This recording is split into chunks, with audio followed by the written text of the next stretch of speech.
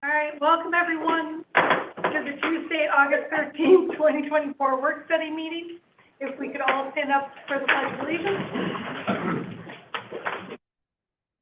I pledge allegiance to the flag of the United States of America and to the republic for which it stands, one nation, under God, indivisible, liberty and justice for all.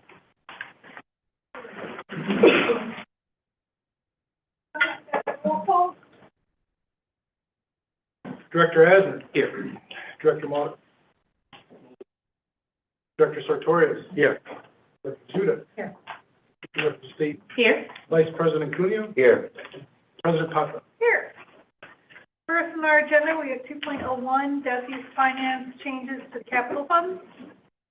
So good evening, Vice President Patra, Board of Directors, Dr. Macklin, Kevin Ander, Chief of Technical Education and Operations, and along with me is Cindy Rauman, our CFO, and we're going to be providing a quick update regarding some changes that were made at the state level that are going to impact finance and some operational components at the district.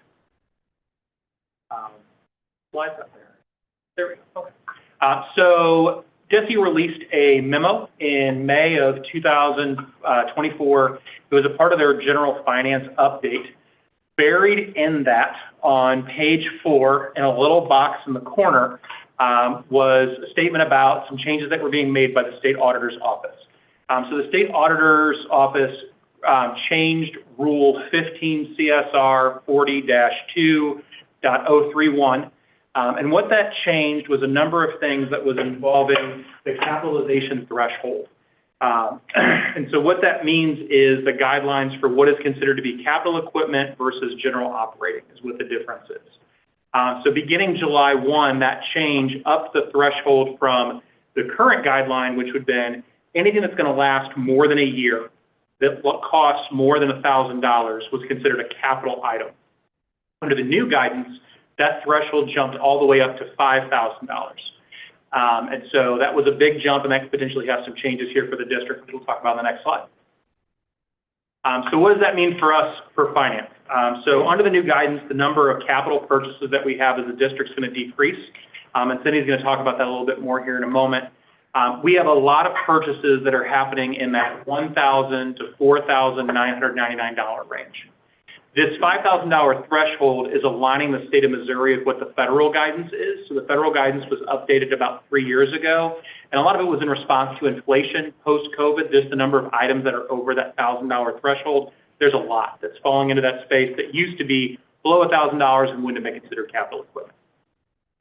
So this is kind of a midstream change for us, so it's going to have some ripple effects. One piece is the budget that we created for FY25 that we took to the board in May and the governing council in June was based off of the previous guidance that capital was $1,000 or more. So we have a amount of money that's in Fund 16 that's going to need to move from our capital fund to Fund 14, which is our operating fund, for these items that are in that $1,000 to $4,999 range. So you're going to see a budget adjustment coming along to make that change for those items that are affected. We're also going to need to update our guidance for folks as they develop their budgets for FY26, so that way moving forward, especially this is going to impact a lot of our principals. There are a lot of the ones that are doing these purchases that are in that $1,000 to just under $5,000 range of making sure that they're putting money in the right budgets as we develop the budget for FY26. So based on our 23-24 fiscal year, when we evaluated the assets that would be impacted, the number of assets that would be decreased from 1,525 to about 48 assets that we would need to track and depreciate as a result of this threshold change. In addition, we will absolutely still comply with any state and federal guidelines as directed, and so we will still comply with all of that, especially when we're purchasing items with grant funds. So making sure we follow that guidance. And then the only regulation or change in policy and regulation is regulation regarding inventory management. So we'll be revising that and bringing that definition up to the capitalization threshold, as Kevin indicated, the $5,000. Will that go to the policy board then to approve the change? So it is a change that we need to make relatively urgently. So What we're going to do is, Like this Friday. so, luckily, we have the board policy committee meeting next Friday, so we will take it to the board policy committee on Friday, but then it's gonna have a quick boomerang to the board meeting on the 27th. Because it's one that we do want to get that change done so that we can start getting the other wheels in motion to begin adjusting budgets before more items are purchased, just so that we're tracking everything for the year accurately. So it'll go to board policy on the 23rd, and then it's going to boomerang quickly to the board meeting on the 27th.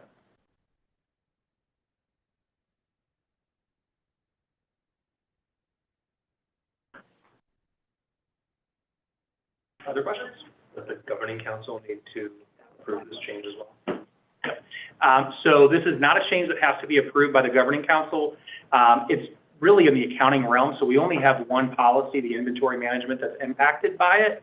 And because it's a DESI rule change coming from the state auditor's office, it's one that we could just adopt on face value. We're just affecting the one policy that's impacted. Would be good to just inform the government this change at the next meeting, just so that they're. And other school districts are in the same boat we are, where they're all trying to adapt to this change and figure out how they're going to unpack it. So hopefully other districts are bringing it to their boards at the same time so that the governing council will be aware.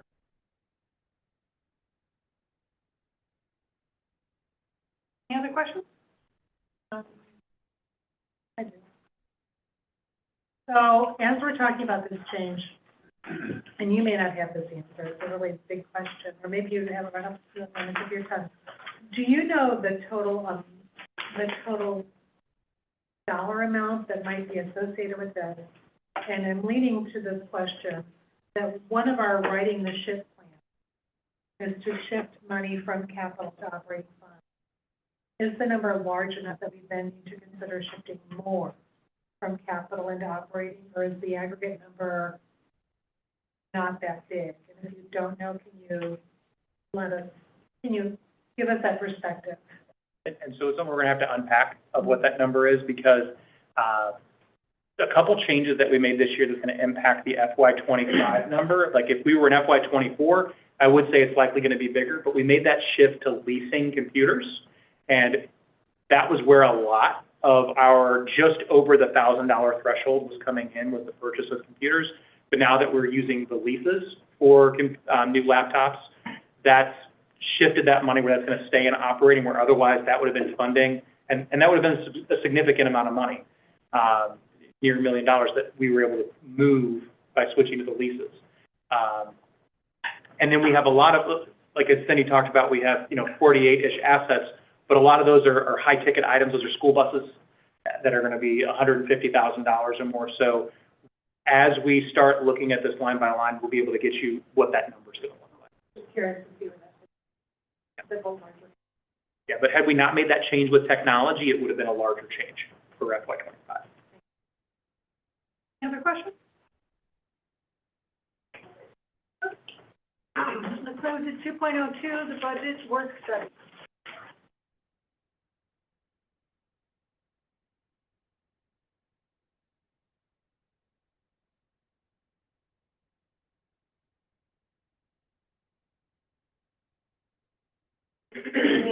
President Potroff, Vice President Cuneo, Board of Directors, Superintendent Macklin, and District Leadership Team. My name is Cindy Reilman, Chief Financial Officer, and tonight we're going to do a deep dive into the budget, the work study. Before we dive into the budget discussion, it's always important to be reminded of our mission and vision, right? And why we do what we do. It's for the students. So we need to always remember to keep that at the forefront of our decision making. In addition, in order to achieve our mission and vision, we also need to remember our values: equity, collaboration, and commitment. The budget encompasses these values entirely, in every way.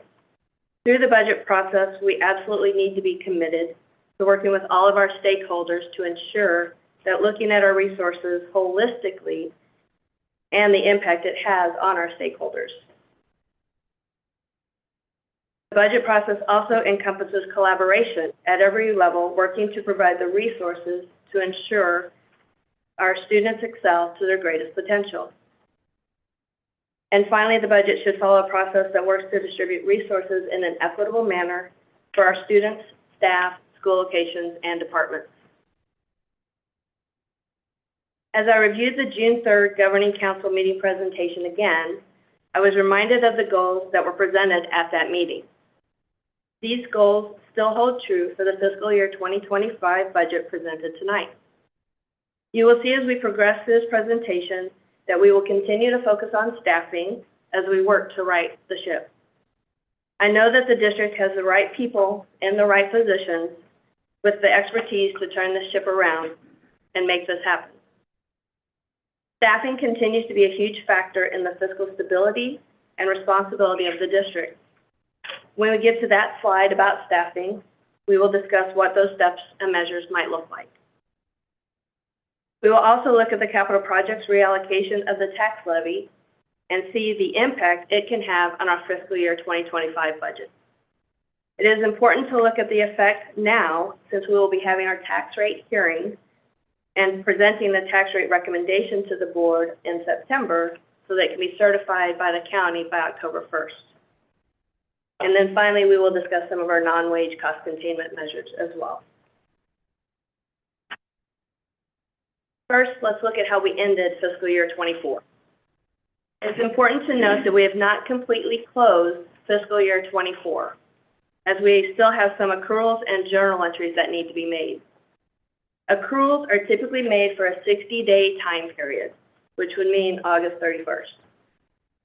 At the August 27th meeting, I plan to bring a draft annual Secretary of the Board report, a DESI report, for the board to review.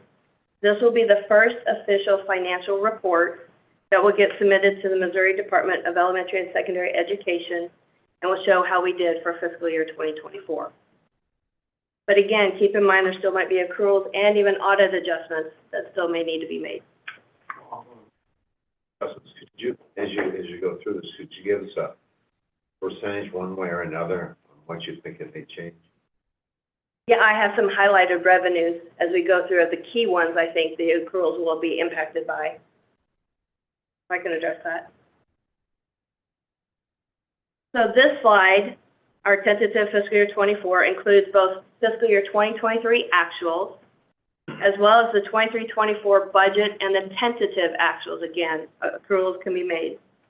With the current information from Lawson, which is our ERP software, revenues are about $38.5 million under budget, and expenditures are about $11 million under budget.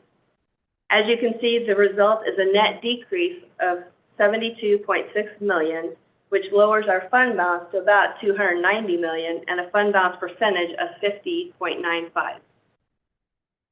Additional accruals, as we will discuss in later slides, could affect the ending balance and result in a change in that fund balance percentage.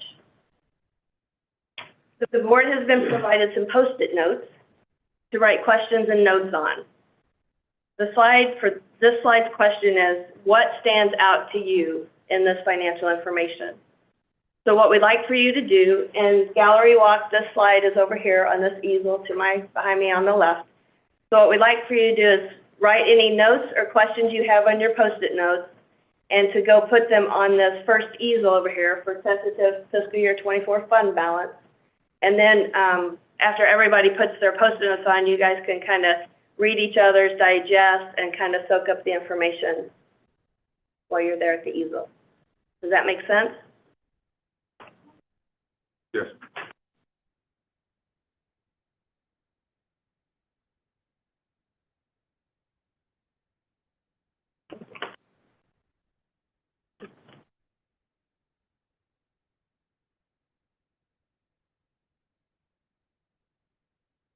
Do you want me to dive deeper into what's on the slide? Go ahead. Okay, absolutely. I was asking a question about something else, but yes, go ahead. Absolutely. So I'm going to stand up because typically I can stand when I talk about slides. So on this slide, you're going to see the green columns are the actual columns. So the first green column is how we actually ended up fiscal year 22-23, which has come straight from our annual sector board report and the audit. The yellow columns are the budgeted columns. So the first yellow column is the 23-24 budget. And then the second yellow column is what was adopted by the board in June for fiscal year 24-25. So you can see the 22-23 actual column ended with a fund balance percentage of 73%. The fiscal year 24 budget column ended the fund balance percentage at 54.73%. But tentatively right now, that second green column, the fiscal year 24 actual column, is estimating our revenues at $497 million, and then our expenditures at $569 million for that yearly decrease of $72.6 million, with a fund balance at June 30 of approximately, that's the number highlighted in orange, of $290 million, resulting in that 50.95% fund balance. And then I just included the fiscal year 25 adopted budget column for your reference, and just to kind of pull this all together as we continue throughout the evening to talk about the numbers.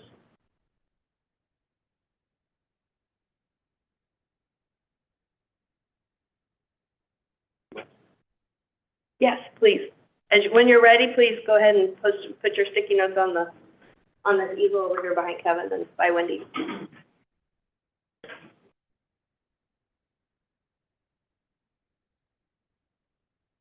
And then what questions are posted on the board, I can look at and address any answers or responses to as needed.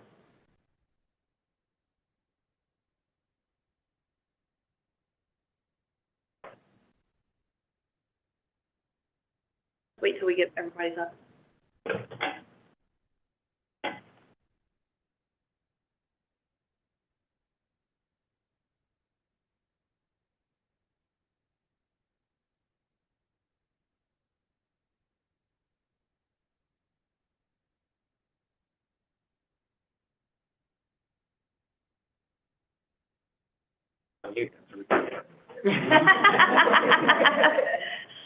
I don't know, I'm pretty good at reading.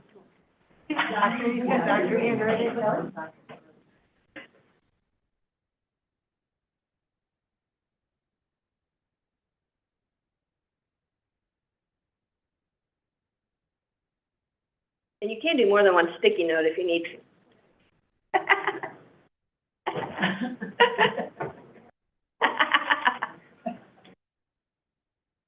We're just getting started, so hopefully.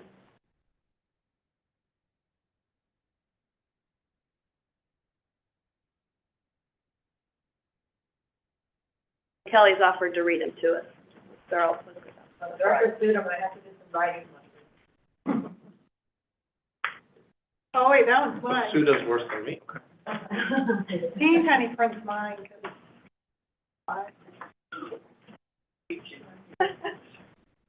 Oh, she wants you to give the lessons, not take the lessons.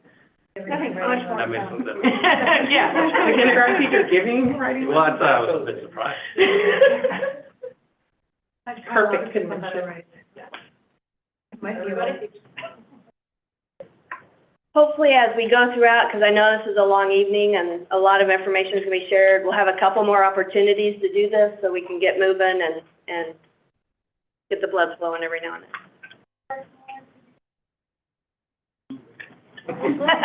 Slow. So when the I'm moving. state enacts a new rule, they don't give you any grace time to put this into place. They may do July.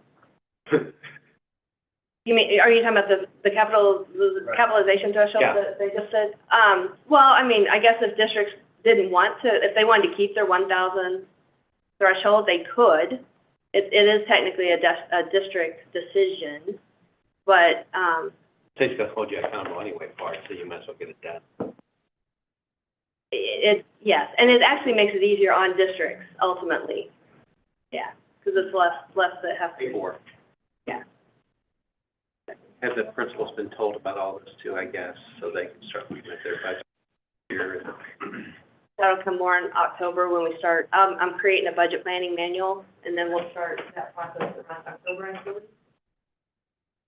Yeah, they're pretty busy right now. Yeah, I don't want to bother them the first week of school. Good. Yes. Do you have an estimate of the outstanding accrual? Oh, you're not gonna answer them? Oh, got it, whatever your problem is. Do you want me to go ahead and answer? So I don't have the entire estimate of the accruals, but as we'll go through each slide later on about the individual revenues, you'll kind of see the difference between the budget, and that's kind of what I'm estimating for. But until the final expenditure reports are done September 30th, or we actually finish up some of the accruals by August 31st, I won't know the complete impact. I But think, go ahead. I'd say, in my initial evaluation, I feel it's around 30 to 35 million of accruals if everything has taken place and everything. So like the ESSER 3, which I was going to talk about later, a payment request needs to be made first before we can actually accrue it, so. How did the 23-24 budget and actual change so much?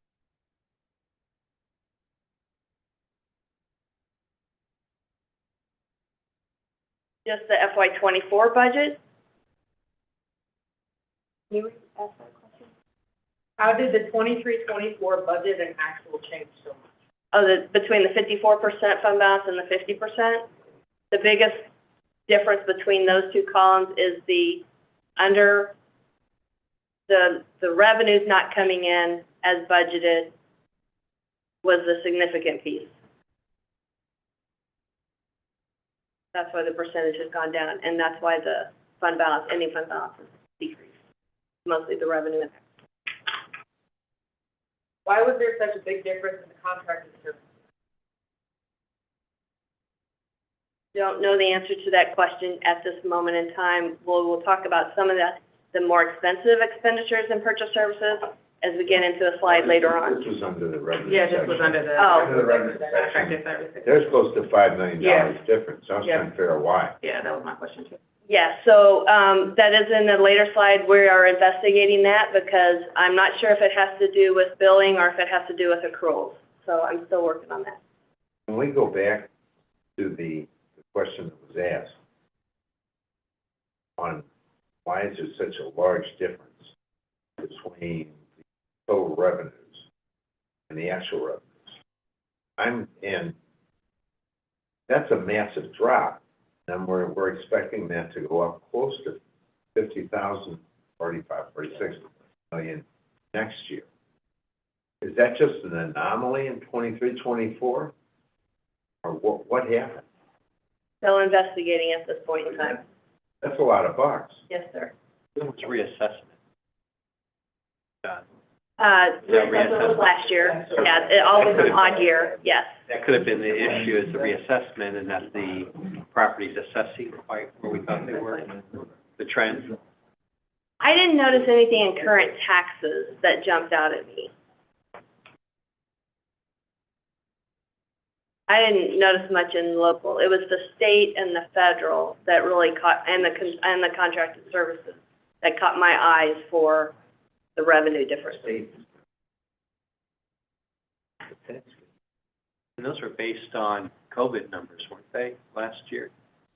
So they should have been pretty much the same if they're. Yeah. Because, Or people, So 23-24 was the first year that we were no longer under the COVID freeze. okay, then that's. that explains So if you remember the decline that we saw in the foundation formula that we talked about last year, and that was in the presentation with the governing council as well, where we saw a big drop in state revenue. It was tied to us no longer having a COVID freeze, and you had the multiplier of losing North Tech as a full day. So in the COVID freeze, you had North Tech full day numbers, and instead North Tech switched to partial day, so they were none of them were full FTE anymore. So that compounded that decrease in what we were getting in the foundation formula from the state. Yeah, so that might have been where our state drop was, due to those two factors. We'll get into more line items of the revenues in later slides, so we can dig a little deeper at that point. but see, going back on what you had said, that's what scares me in this, because we're then saying the state's going up again next year. Well, it depends on our calculations as far as our student attendance and so forth. Yeah. So We'll we'll get look into at that. that. I think it's Yeah, I want to see what that not is. slides, but it's a good point to watch. What is the other under 23-24 actual? 5,000. That was, That's 640. I will have to investigate that. I don't remember off the top of my head. That because we couldn't figure out where else to put that? Now, I'm not trying to be smart aleck, but under that other, it says 55,643. I'm guessing that didn't fit nicely in any of the other categories. No, sometimes it has to do with prior period adjustments. And so because it's a negative and it's in the expenditure, it means we might have a credit in that line item or something. So, because prior period adjustments means you paid for something in the prior year or that you had to adjust for it. And so I will investigate that, but, yeah, I'll investigate. I'm keeping the follow-up up here. I thought the 2024-25 revenue was predicted to be, I think, lower next year. So- That was me, because I feel like Mr. Cummings was like, oh, there's going to be a decrease in our revenue next year. But this is saying like it's an increase from this year. And I could just be forgetting something, but I really feel like that's what the conversation was. But I know we're going to get into, The contracted service. yeah, so, You'll hear a little bit more about yeah, that. that's, I'm okay with us Later in the tabling that till presentation. later, but it was just a question that I had. Why is the fund balance in fiscal year 23-24 different than the fiscal year 24-25 starting fund balance? So again, the adopted budget, fiscal year 25 adopted budget column, I took straight from what was adopted by the board in June.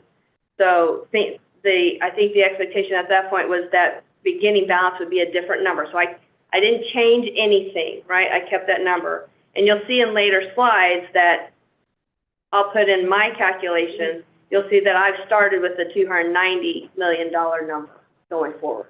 But I wanted to make sure that you guys saw exactly what was approved in June. Fund balance is increasing. State required, what's the state required versus the recommended is 30% appropriate fund balance target. And we will get into future slides with that calculation and an example for you specifically. This is another question about contracted services, which you said you were going to read, right? Yep. More contracted services, hot topic. Oh, contracted services. And others, so that's also hot topic.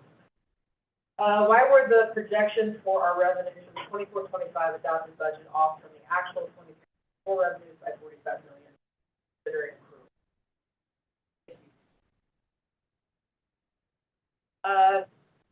319 million versus 371 million.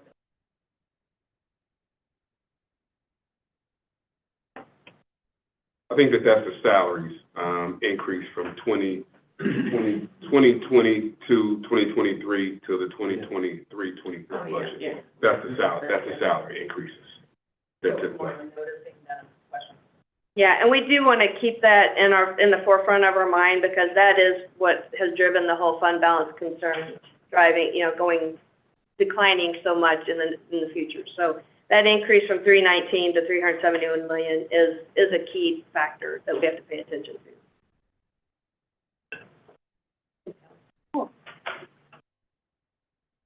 Okay, so now that we have an idea of how fiscal year 24 ended, let's focus on fiscal year 2025.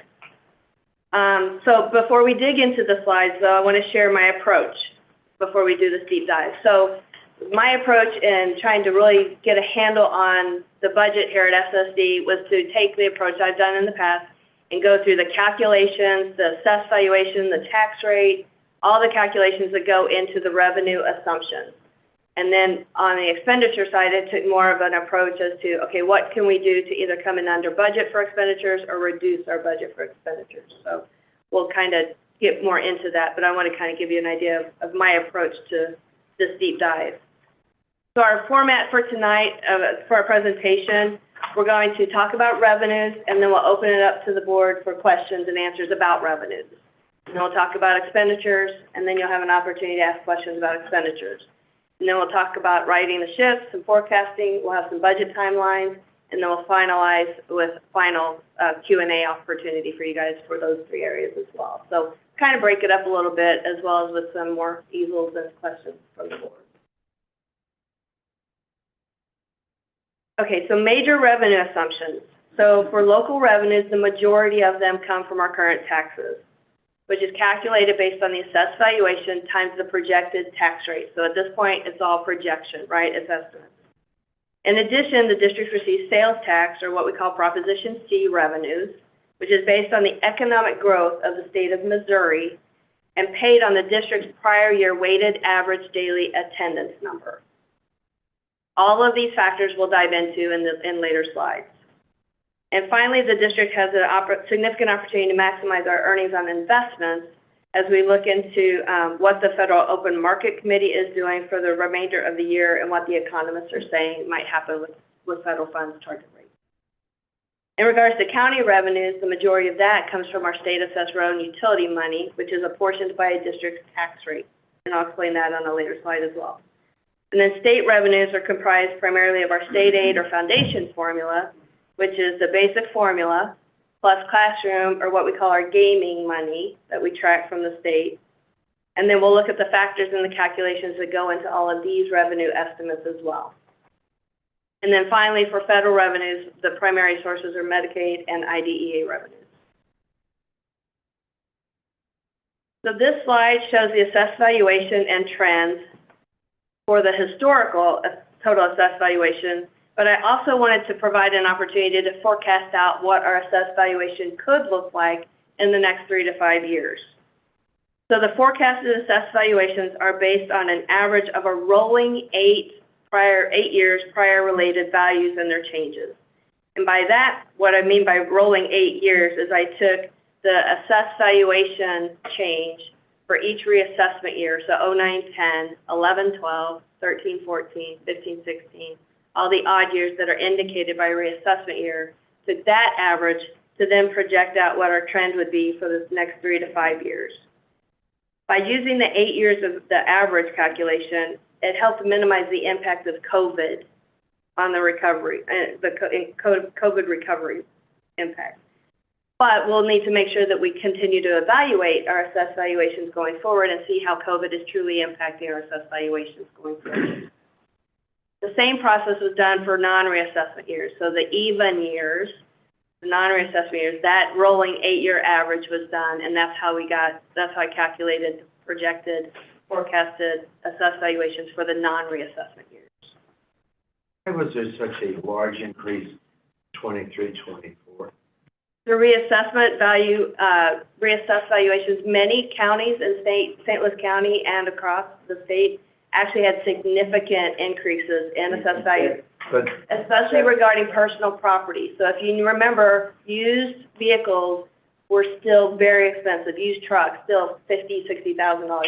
Personal property, I can tell you, Ferguson Florissant, 21% average increase just for that area. So a lot of assessed valuation increased significantly in 23, 24 because of the crazy things that are going with COVID and assessed property.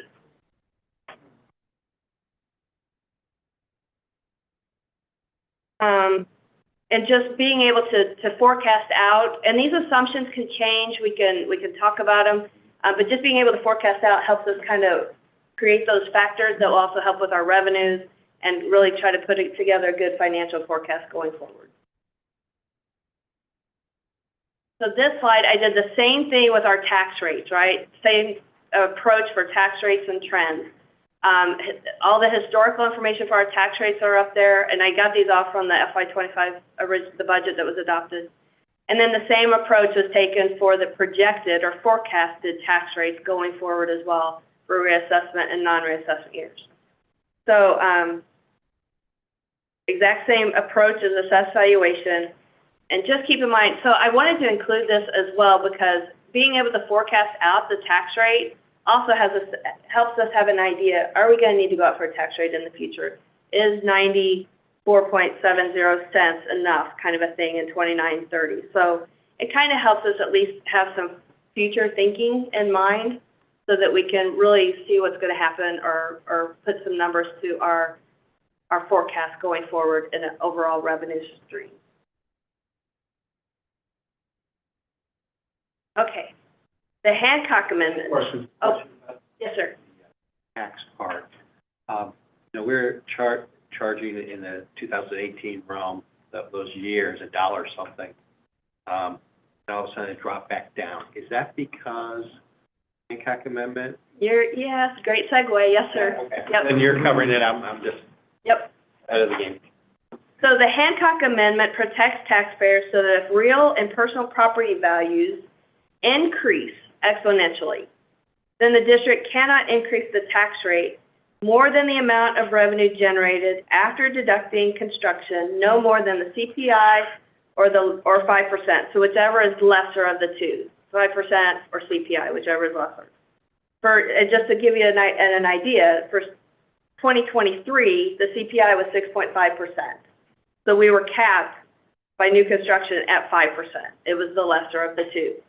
The CPI comes from the state auditor's office when proving tax rates. And so from the state auditor's office, the 2024 Consumer Price Index is 3.4%. So that's what we will be using in our tax rate computations when I bring forward the tax rate analysis for September.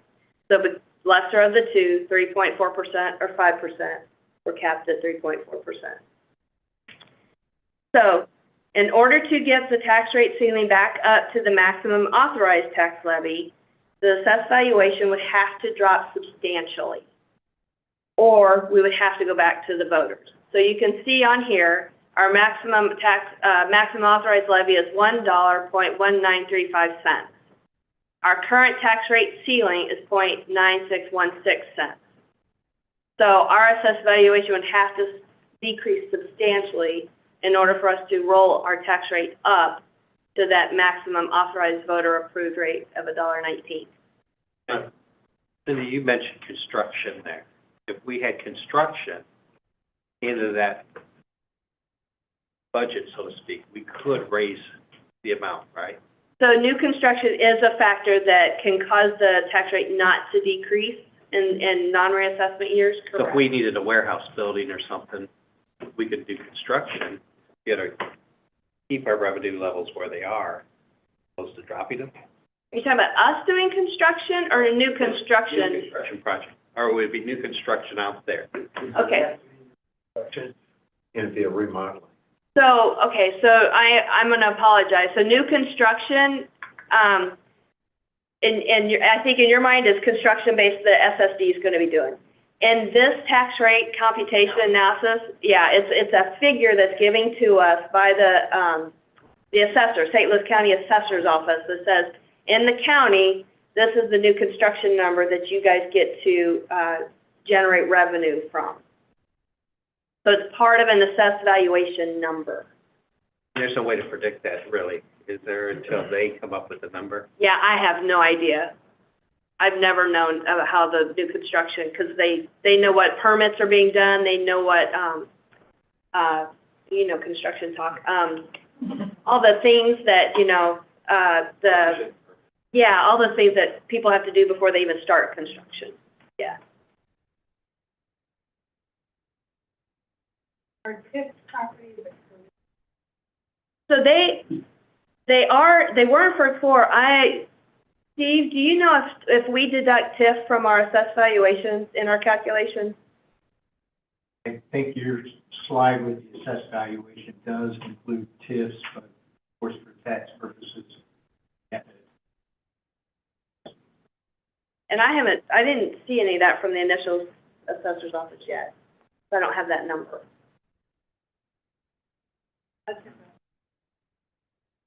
So to summarize, so long as property values are going up, we are limited by the amount which we can increase our actual tax rate. What happens if the property values whipsaw down significantly? Which means we would also then need to increase our rates to make up for the difference. We're still limited by the amount that we can go up on rate. Yeah, we're still limited by the $1.19. And That's our or maximum. 5% in this case, which won't get us there. So the 5% is the revenue generated. So if Let's say property tax, let's say, something awful happens in the housing market and property rates go down by 50%. So, or property valuation goes down, everybody's house is now worth half of what it was before. We can't increase our tax rate. Yes.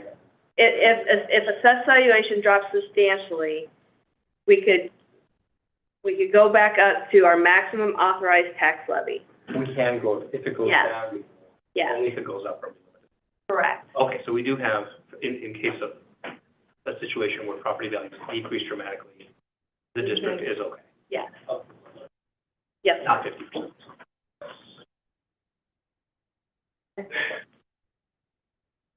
I'm gonna try to get what, the way that helped me to understand it better, and I probably need a little guidance along the way.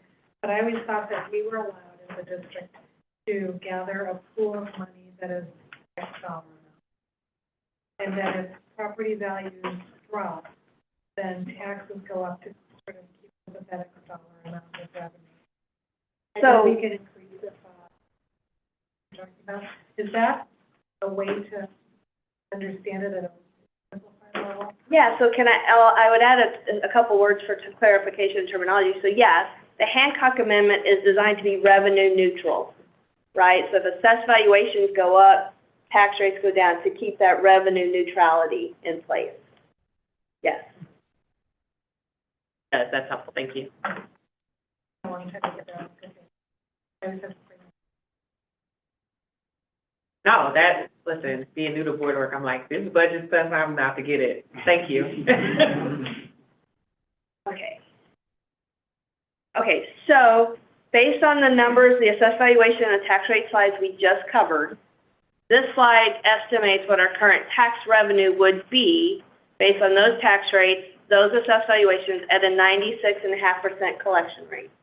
So it's collection rate is, not everybody's gonna pay their taxes, right? We're not gonna get 100%, because some people will protest their taxes. And so you don't get 100%. So you try to look at what has been that historical collection rate, and then use that as part of your predictive factors going forward. So keep in mind, all of this could change if reassessment experiences higher growth than the percentage assumptions we just talked about on the slides. So I did 8 years of rolling averages. If things are different, if COVID's still impacting, we have another 20% increase in reassessment, those factors, those assumptions all kind of change. Okay? So when I build a budget, I do it in Excel, and I put all these factors in and do all the calculations. So this is just a snippet of how I project out where the revenues are going, what funds have to be allocated with certain revenues, et cetera. So the DESI Financial Accounting Manual dictates how and what funds revenues may be placed for financial reporting. So we follow DESI's guidance. So I told you I defined apportioned tax rate. So apportioned by tax rate refers to the percentage of the tax rate by the fund to the whole tax rate. So if we were to place revenues in just the general and special revenue fund, we would do it in the percentages that are in blue, because we take the total of the general and special revenue fund and the percentage between those two and allocate it or apportion it out. If that revenue goes into all funds, which typically current taxes would, it would go into general fund, special fund, debt, and capital, depending on the tax rate, then you do that apportionment that way. So this is just kind of an idea of how the revenues get apportioned by tax rate.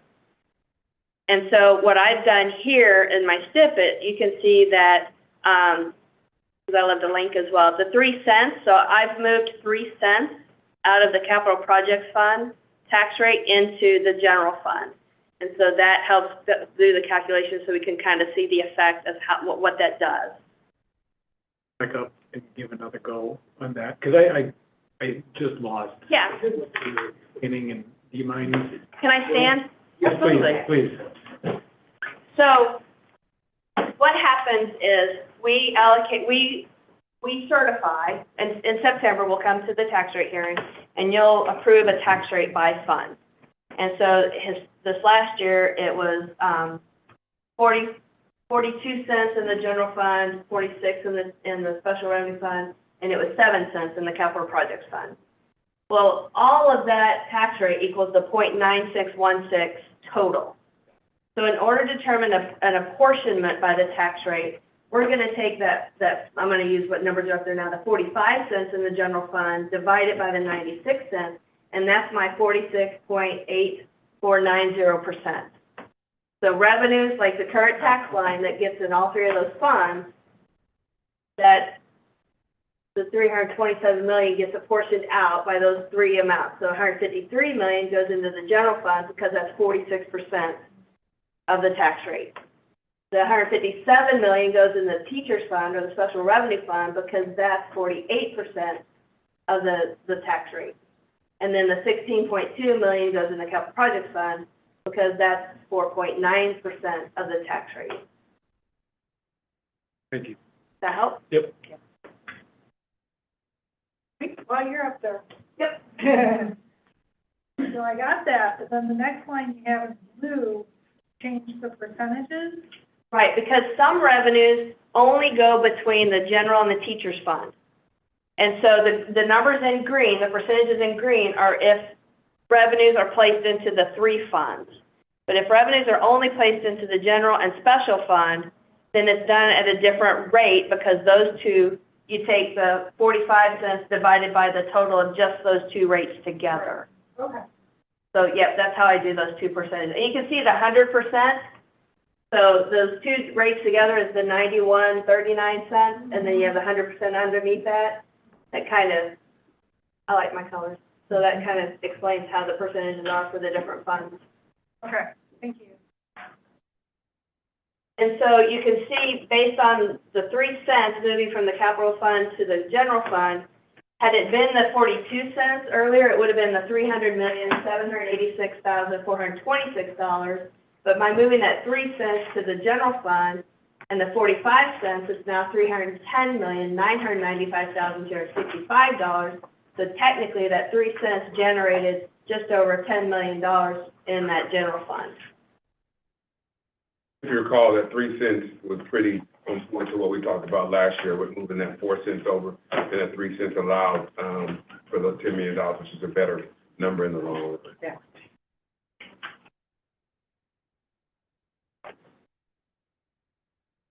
Okay, ready for the next slide? Okay. Okay, so this is the local revenue. So again, kind of, Vice President Cuneo, kind of digging deep into the revenues that you're asking questions. So this is generated based on what we just saw on the other slide, this previous slide. And so you see all the local revenues. This is just local. We'll dig into the other revenues as we go throughout the presentation. But these are just local revenues and just for the general and special revenue funds. So I'm not showing you anything related to capital projects right now. And so you can get a sense as to the changes based on what I've done. So we talked earlier about the 2 green columns are the actual columns. The 2 yellow columns are the budgeted columns. So my blue column, if based on the assessed valuations, the tax rates, all the things we talked about, the blue column would be as if I had built the budget. So yes, it's showing 6.9 million more than what was adopted. I'm not recommending any budget adjustments at this time.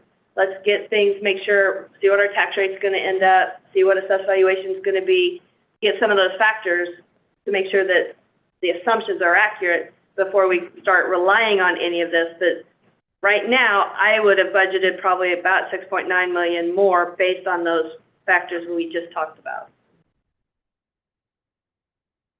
That includes the accruals that you mentioned earlier too, correct? Yes.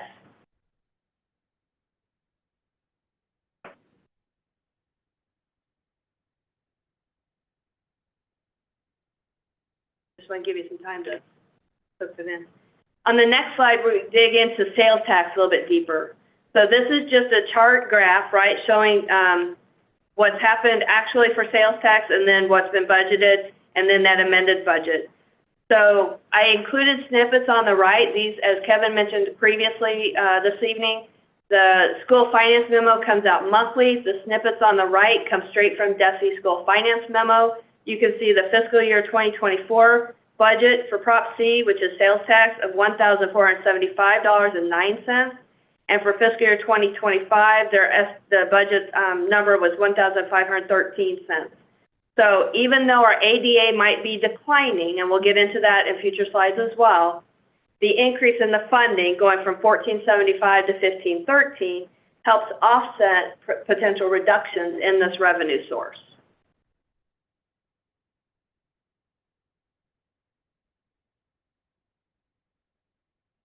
Okay, moving on to earnings on investments. So in regards to earning on investments, I'm doing a lot of review right now. We know that our average bank balance is about $5.5 million. We also know that the current federal funds rate is anywhere from 5.25% to 5.5%. And we're going to discuss some market information on the next few slides.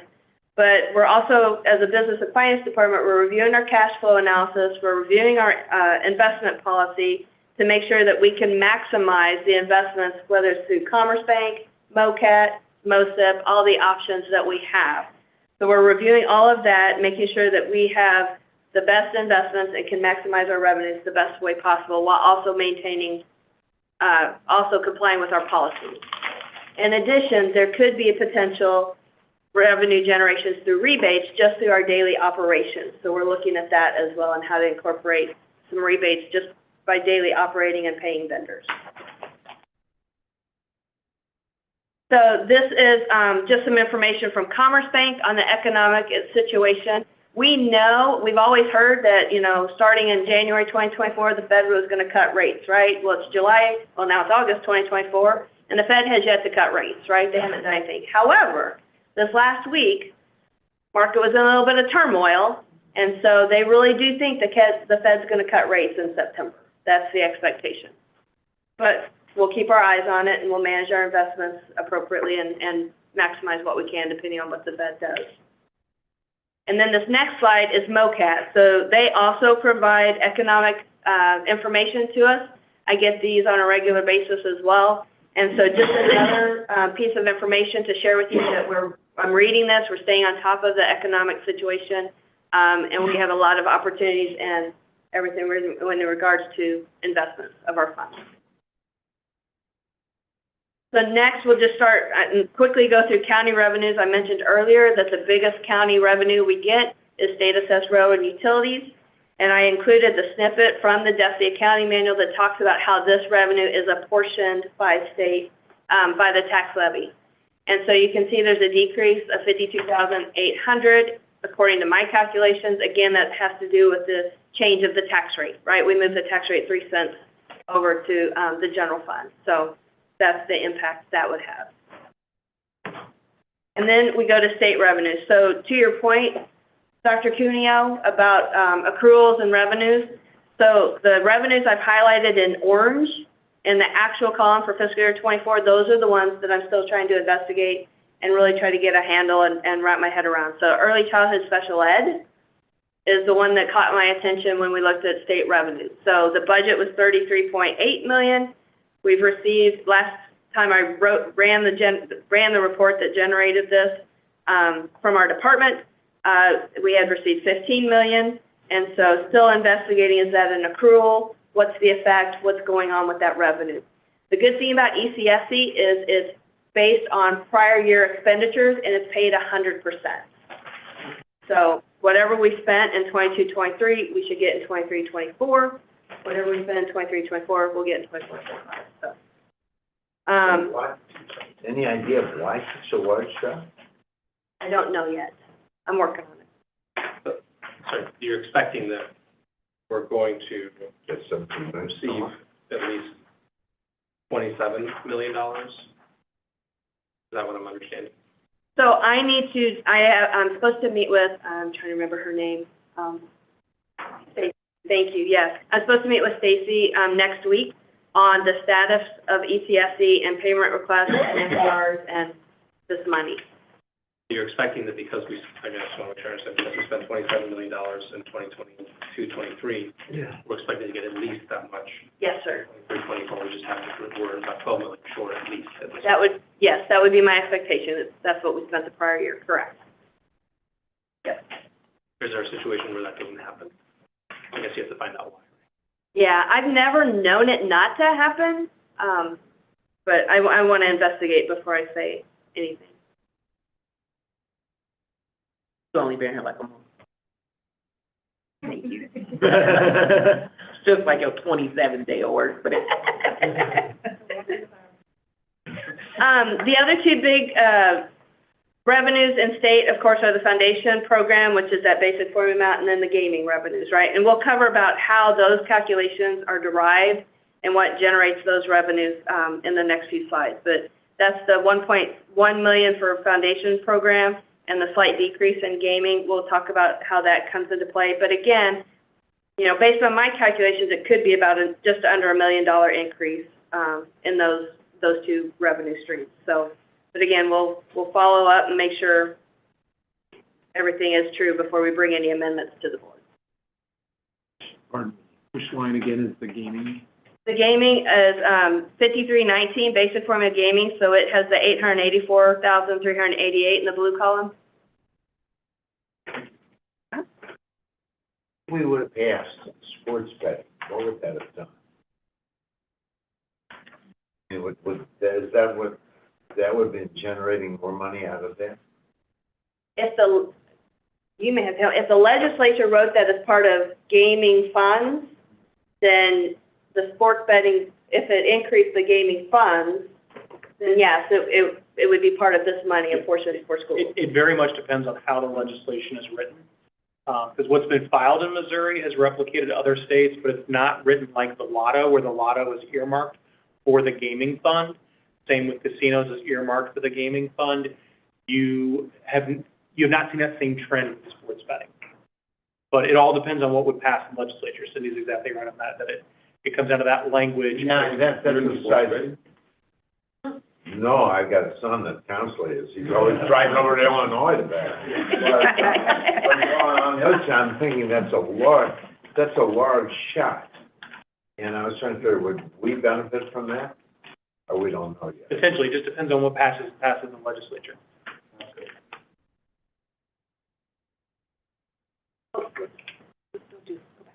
Okay, so this is the calculation, right? So when we calculate basic formula, gaming money, or whatever, we look at the weighted average daily attendance calculation, and this comes straight from DESE. It's a DESE calculation tool.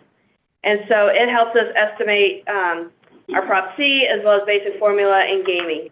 And I've taken this tool and I've entered SSD information in it. And so when it's green, it's been tied out to DESE's payment transmittals and information. When it's blue, that's my budgeted column and information. And so the regular ADA is an estimate, right, based on prior year average daily attendance at this time. I'm going to get up again. So I am very cautious about the ADA because you'll notice, and I think there's a pullout for you guys in your binders as well. So if you notice the last 2 years, it's gone from 1541 to 1498 to 1350. And so in the budget year for 24-25, I still have that 1350 number. So that's cautionary, right? Because it's going down, and we need to make sure why, what's causing it, will it rebound, all those kind of things. So I just stuck with the 1350 going forward until we determine in September, which will be our next data point. So in September, we do a September count. DESE requires it. So when we do our September count for our membership, that'll give us an indication as to what this number is possibly doing. If it's still declining, if we've kind of stabilized or what. The number in yellow, the 65, it's a summer school ADA line, but it's really our extended school year information. And that information gets submitted to DESE for the August core data cycle. So I don't know that number yet. So I'm estimating around 65 based on the 3 prior years. And then you can see the thresholds going down the calculation. So for free or reduced lunch, we get additional weighting. It's about 158 in additional weighting. They actually dropped the percentage threshold from the 30% to the 16.73%. So that benefited us as a district. We also get special weighting for our special education students, and that's the 4,742 number in orange. And then we don't have limited English proficient above that threshold, so we don't have any additional weighting for that. So this kind of walks you through the calculation, as well as you can do some forecasting out on ADA as well as we dig deeper into the numbers and kind of see what our trends are doing with our average daily attendance. And then line 9 tells us what is used for Prop C or sales tax. And it's that prior year, right? So the 6,265 on line 9 in the budget 23-24 column, that is used for Prop C. So that's what we use for the $1,513 calculation. And then line 13 is the formula weighted average daily attendance, which is used in the formula calculation, which is in the next slide. Is it the 23-24 school year where North County Tech went to? So North Tech made the transition from a full-day program and a half-day program to, we basically phased out the full-day program over the 21-22, 22-23. Graduating class of 23 was our last full-day class.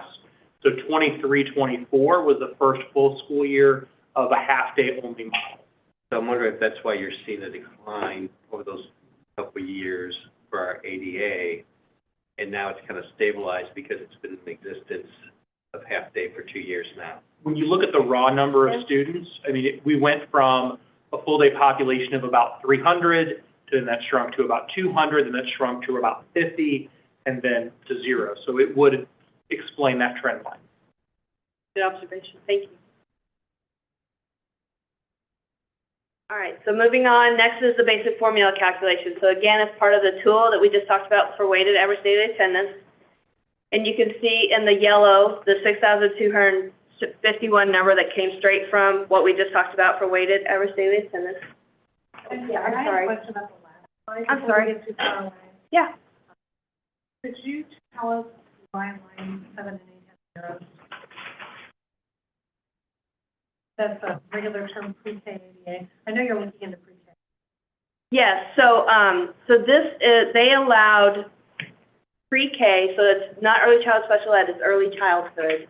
ADA, there's a limit that districts can add to their calculation. And is that because we are not serving? It's possible, I do not know the answer to that. It is, yes. Yes, that's the reason, is that we only do early childhood special education, and we do not do the general education population. Yeah, okay. I feel like I did good, because that was my assumption. Okay, so for the basic formulation, calculation, I did the same thing. It ties off to DESI's payment transmittal for SSD, all the information. But I want to call your attention to one thing. So as I worked through this calculation and reviewed the state adequacy target. So the state adequacy target in this calculation is $6,760. However, special school district is held harmless compared to its 2005-2006 per pupil amount of $6,917. When Senate Bill 287 actually got adopted and approved by the General Assembly back at that time. So any increase in the state adequacy target does not benefit our district until that state adequacy target goes above $6,917. So just something to be aware of when you hear the legislature talking about state adequacy target. Until it gets above $6,917, we don't benefit. As you get down in the brown colors, lower to the bottom, you'll see the projections for basic formula. That amounts $42,360,432. The classroom trust fund or gaming monies is $884,388. And then the Prop C or sales tax monies is the $9,479,971. And all that ties to those calculations we just saw previously with local revenues. And then that snippet as well, okay? May not matter based on what you just said, but I think there's an error here on line item 9. That is calculated as line 7 times the percentage. Is that meant to be line 6 times the percentage or line 7 times the percentage?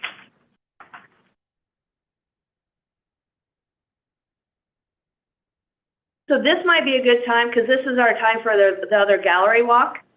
So let's write our questions and our comments on the Post-it notes, and the basic formula calculations over there behind Dr. Sartorius.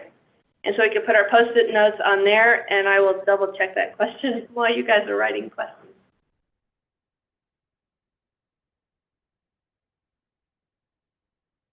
Straight from Desi's tool. I don't think it's. No. line 7, which would be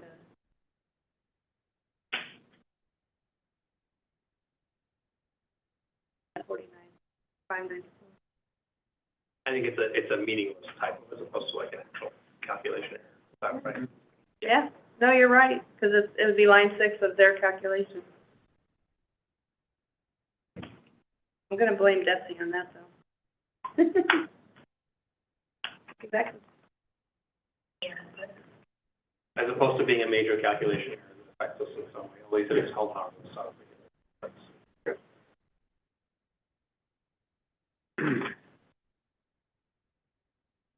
It doesn't affect the math because, again, this is their tool, but it is in the description, you're right.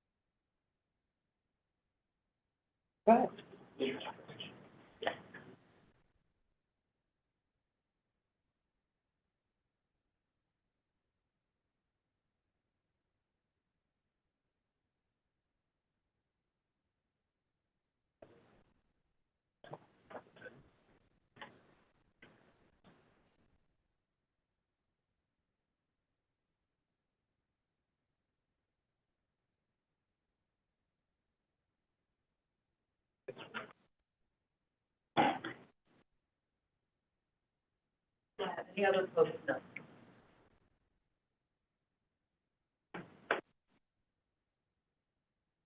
Yeah.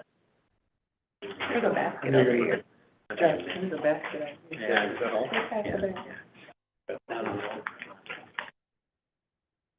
Gotta make sure my foot stays square. Right neatly, but I had to. That's pretty neatly. Pretty neat. We're gonna take a question mark. I haven't noticed the question. All right, ready? Anybody else? Okay, we're good? All right, Kelly. Please explain the term state adequacy target and hold harmless. Oh, absolutely.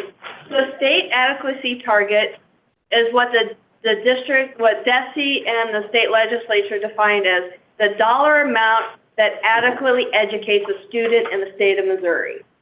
So what they do is they review this calculation, I think it's every 2 years, and they take the top 100 performing districts and what they're spending on their students, and they use that information to determine what they say is adequately funds a student. So the $6,760 is what Missouri says is what it should cost to adequately educate a student. The state adequacy target. Did that help? Okay. Hold harmless means that when the legislature approves the Senate Bill 287 and rewrote the foundation formula, hold harmless means with a change in the foundation formula, you can't be held harmless by the new formula. So if the new formula harms you, if it doesn't help you, it harms you, you can't be penalized by the new formula. So you're kind of grandfathered, right? So being held harmless means you're kind of grandfathered at what you were paid on per pupil back at the time the formula changed. And the trend, Cindy, is right now, is that usually in St. Louis County, we're finding that districts more and more hold harmless because your general revenues are supporting you compared to state money and so forth. That is correct. Yes. Do we have numbers of students used for ADA calculations? Do we have numbers, so do you have the numbers of students used for the ADA calculations? So what happens, what happens typically is throughout a school year, students can attend so many days in a school year, right? So that's the possible, and those school days have hours, that's the possible number of hours a student can attend, right? A student's not gonna always attend 100% of the time, right? So that's their attendance rate, how many hours they're actually in a chair in the classroom. So what gets reported to DESE is the attendance hours by building, by a location, and that gets submitted by, it's the June court data cycle is the attendance information. So all that happens throughout the year. So based on student attendance throughout the whole year, that's what gets certified to DESE, and that's what drives the ADA calculation and the ADA numbers. Did I miss anything? So one other important factor for SSD is we have, in a typical school district, everybody is a full FT, a full-time equivalent, so a 1.0. We have a lot of students who are less than a 1.0. So we will either have students at the tech schools are technically 0.43 of a student. So you, best case scenario, they could get 43% of the hours in a school year because that's most they can attend. We also have in the special education buildings, you may have a student who's split between Southview and Valley Park, that they're trying to transition back to the comprehensive, the general education setting, but they're not quite there yet. So you'll see students who are less than a 1.0 FTE, so that does impact our calculation there as well, because you'll see that in the different programs that we offer. I think the other thing too is depends on minutes of service in our gen ed classrooms for those special needs, say speech and language child. You know, they only get to speak 30 minutes 3 times a week or whatever. Those are special ed kids when they're in those classes, but they generally, it looks at the IEP minutes, and it has to be so many minutes of service before it counts to our FTE.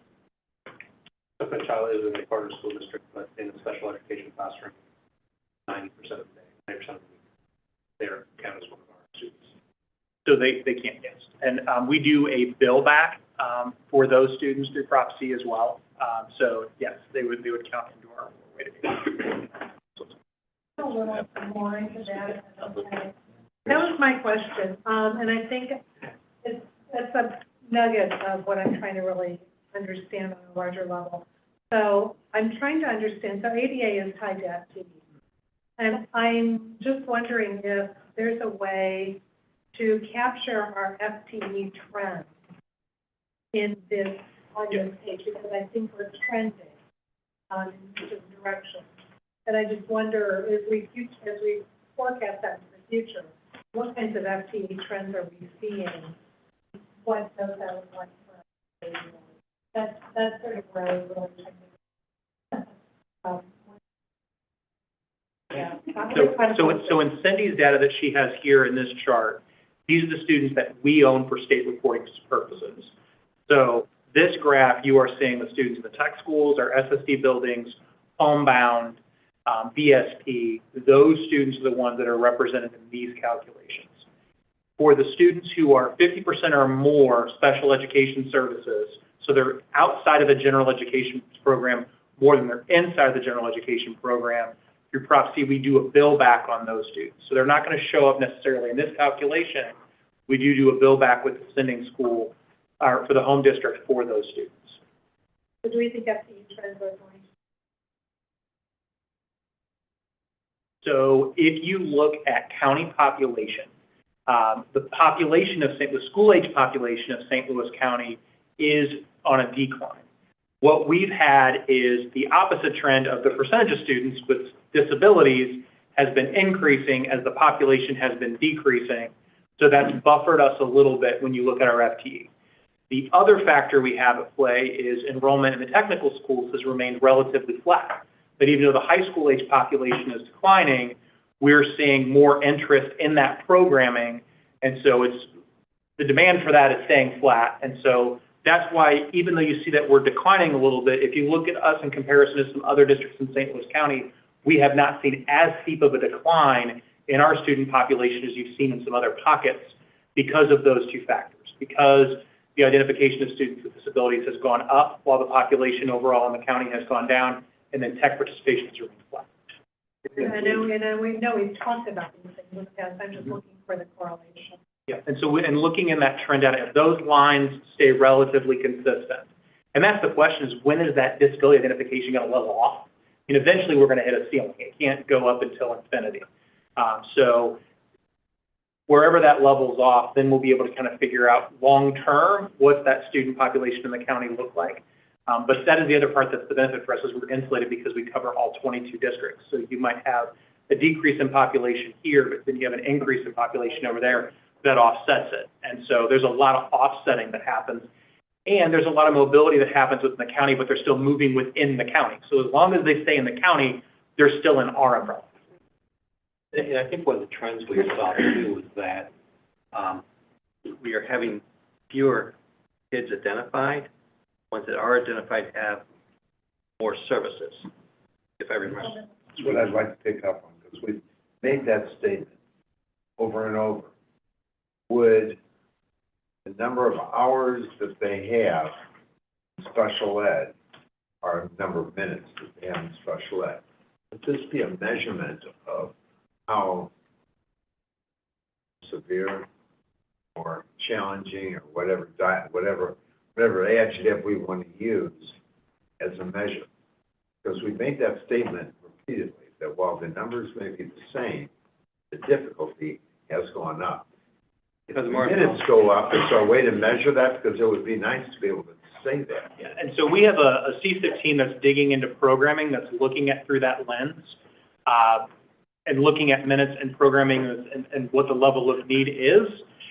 So for the sake of this presentation, that's a rabbit hole that could really warrant its own presentation, but that's something that the CSIP team that Dr. Grigsby's leading up is kind of digging into, is the programming that we offer across the county based off what we're seeing in those trends in student need.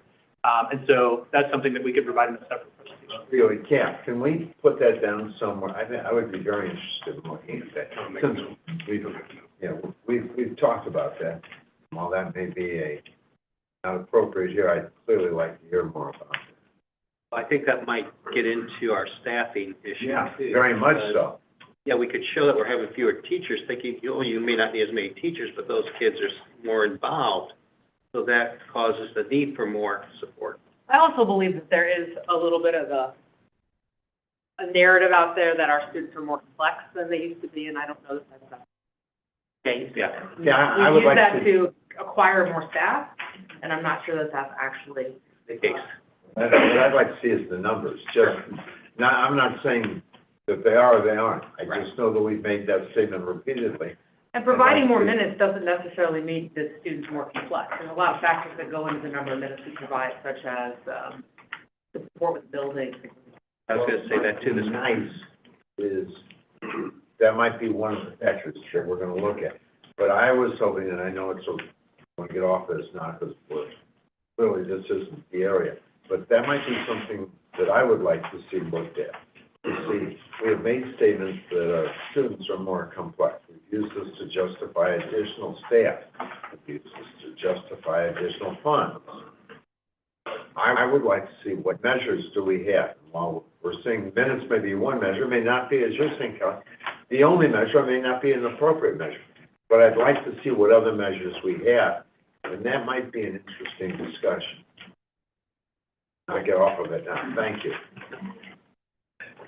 So moving to the federal revenue slide. So again, I've identified some revenues. I'm still investigating them. But just know that we are investigating those revenues, but want to draw them to your attention, as we have discussed with the other ones. So just wanted to kind of put that out there. And then the same with the non-current revenues. We talked about, the contracted services, the $5 million, still investigating. I will bring more information back to you once we have dug deep and kind of can explain what's going on and what the final fiscal year 24 is going to be.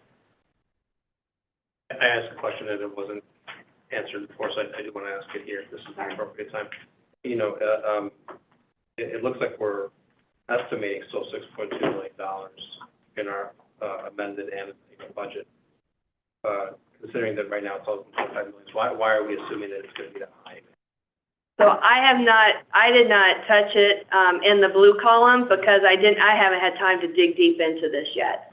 And so I did not adjust it or amend it based on what was done, based for the adopted budget. Okay, now this is just a summarization slide. It's the revenue by source. So now that you get the whole picture, with the actuals, the 2 columns for actuals, the 2 columns for budget, and then the amended budget. And it's just kind of, there's a potential of $7.8 million that we could realize if those assessed valuations and tax rates and all those things regarding ADA and everything that we just covered come into play and actually materialize. So I just wanted to bring that to your attention. We'll know more after the Board of Equalization and after the tax rate hearing what's going to happen. And then this is just a graphic visual presentation of revenues by source. You can see SSD is very highly dependent on local revenues, right? So I'm gonna put a plug in. I hope Kevin doesn't mind. Keep this in mind when legislative bills are presented in the General Assembly for property tax elimination. We are very, very heavy dependent on local sources. So just want to put that out there. So that bill they've talked about seniors being capped for their personal property probably would affect us pretty drastically. Absolutely. The concern is no one in the county knows what the effect's going to be because we don't know the people's ages. We don't know when they own their home. We don't know, what the freeze of the property tax is going to be. There's so many variables we don't know the answer to that we don't know the impact. I don't know the limits on, so what, I read an article that talks about there may be limits on income or limits before you can even get into that. Because the whole idea was that you weren't going to have somebody stay in their home and then not be able to eat or get the medicine. So there may have been a cap on the income. If you were going to be taxed or not taxed. You were qualified for the freeze, yeah. Do you have any additional questions for me about revenues at this time? All right, expenditures. So some of the major expenditure assumptions for fiscal year 2025 include the staffing needs and the decisions around staffing, of course. We will discuss some plans later in the presentation, but wanted to assure the Board of Education that the district leadership team is already having conversations about staffing, what staffing decisions are in the best interest of our students, right? We need to make sure that our students have the staff to be successful. So making sure we have that. In addition, we want to make solid financial decisions around staffing so that we can enter negotiations with really, really solid and good information, right? And that we're negotiating from a solid place financially. We also will review our benefits to work to continue to offer competitive benefits to our staff while also ensuring fiscal stability and responsibility to the district. Those were large increases when we were looking before of monies that came in. Not only was the salary, when we looked at the overall budget, but there was a massive increase in benefit expenses. And I wish that we could consider those two together when we start talking about negotiations. I mean, they should be tied together. I feel I should, not as a board. I feel they should be tied together. Increase in funds, things stand. It doesn't say what years we're looking at in this graphics, but if it's just in the next slide, is that the answer? Yes, I'm sorry. It is the same years. You've got the 22-23 budget, the 23-20 actual, 22-23 actuals, 23-24 budget, 23-24 actual, the adopted budget, and the amended budget. So it's the exact same columns. I apologize for that. And then finally, you can see from the graph that our expenditures were on a significant trajectory upward, right? So just another reason why we need to right our ship and make sure that we address costs going forward. And then this is the expenditures by category, showing the history of budgets and actuals. The main takeaway, as Dr. Cuneo just mentioned, the main takeaway from the slide is the significant increase in salaries and benefits from fiscal year 23 to fiscal year 24. That is, salaries increased 51.9 million, while benefits increased 8.9 million, for a total increase of 60.9 million just between those two categories. Ultimately, those kind of increases are not sustainable. Therefore, we're righting our ship. Currently, fiscal year 24, the actuals, we were $11 million under budget. Hopefully, we can sustain that kind of a trend going forward. We can come in under budget for fiscal year 2025. But keep in mind that we still have some expenditure accruals that still have to take place. So payroll accruals, AP accruals, fixed assets, et cetera. So working on all those to make sure that we can present to you a final fiscal year 2024 actual picture. Okay, what are we going to do? So there are opportunities in all four areas, right? Staffing, benefits, purchase services, supplies. So what can we do to come in under budget for fiscal year 25? We're going to dig deeper into those plans and opportunities in the next slides. So first, we're reevaluating staffing, right? So our first step is we started looking at our position control numbers and the staff assigned to them. So once we identify staff and vacancies, we can then audit those positions and make sure that we're staffing appropriately for our students, and then making sure we communicate the effects of those staffing changes to the board as we know that data coming forward. And then staffing meetings are going to begin at the end of August. And then, again, to Dr. Cuneo's comments. Let me add a little bit more to that, just a second. Yep. So just so you know, we've had conversations, we've started these conversations across the district, both instructionally and operationally throughout the district. All of our departments understand that reductions or reallocations, retirements, resignations will be impacted. We are committed to not risking student-facing positions, but we are going to be reallocating positions. There's no way to get around that. You're talking about a substantial decrease in salaries. We have to reallocate, and we have to reduce. And so we will be looking at things like service minutes. We will be looking at projections, forecasting. We'll be looking at right now we're cleaning up our system to make sure that we don't have vacant positions that we're unaware of that have money attached to them. So we're starting there. That work has been going on all of July.